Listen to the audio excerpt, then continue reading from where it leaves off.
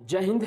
आज हम बात करेंगे नार्को टेस्ट के बारे में कि नार्को टेस्ट क्या होता है, इसे क्यों किया जाता है और कब किया जाता है। देखिए, पुलिस का कहना है कि पुलिस की जो मार होती है उससे जो गूंगा भी बोलने लगता है, यानी अच्छे अच्छे भी बोलने लगते हैं, लेकिन कभी कभी ये बहुत ही गलत साबित हो जाती है, क्योंकि जो अपराधी है वो चकमा दे जाते हैं और अपने दिमाग से वो खेल जाते हैं।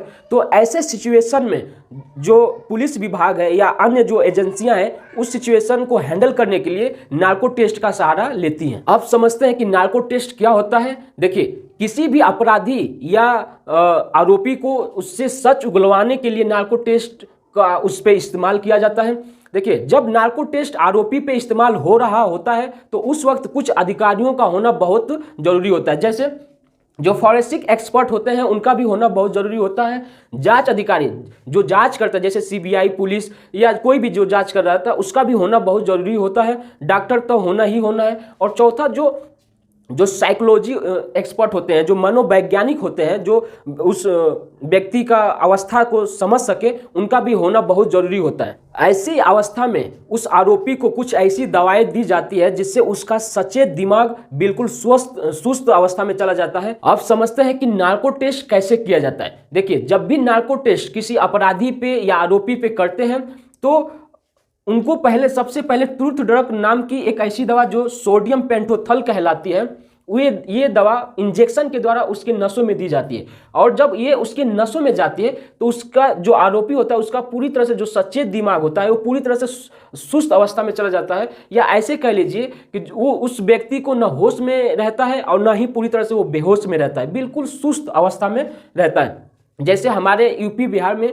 जो लोग दारू पीते हैं, कभी कभी आप लोगों ने देखा होगा कि वो कब क्या बोलते हैं, और कभी कभी तो पूरी तरह से सच बोल देते हैं। यानी कि बड़े बड़े जो लोग होते हैं, जो छोटे लोग से अगर कोई काम करवाना होता है या जैसे किसी की जानकारी लेनी होती है तो सिर्फ दारू पिला के उससे ले लेते हैं। ये ही हमारे यहाँ दारू करता है और बड़े बड़े शहरों में जो है नार्को टेस्ट करता है। देखिए, कभी कभी जो हमारा दिमाग होता है, जब हम सच बोलते हैं तो उसमें ज़्यादा दिमाग नहीं लगता है, लेकिन जब हम झूठ बोलते हैं तो पूरी तरह से सोच समझने के बाद, यानी पूरी तरह से चालाकी करने के बाद हम झूठ बोलते हैं। तो जब ये ड्रग्स हमारे अंदर जाती है, जो दवा हमारे अंदर जाती है, तो ये सोचने की क्षमता को बंद कर देती है। यानी कि जो सही है, जो हकीकत है, सिर्फ वही निकलेगा, क्योंकि उसको घुमा फिराने की जो नसें होती हैं वो ब्लॉक हो जाती हैं। तो उसी तरह से ये नार्को टेस्ट काम करता है। जब भी किसी आरोपी या अपराधी को ये नार्को टेस्ट की दवा दी जाती है तो उसकी पूरी तरह से पहले जांच होती है अपराधी की, कि जो अपराधी है ये कोई मानसिक रूप से बीमार तो नहीं है, शारीरिक रूप से बीमार तो नहीं है,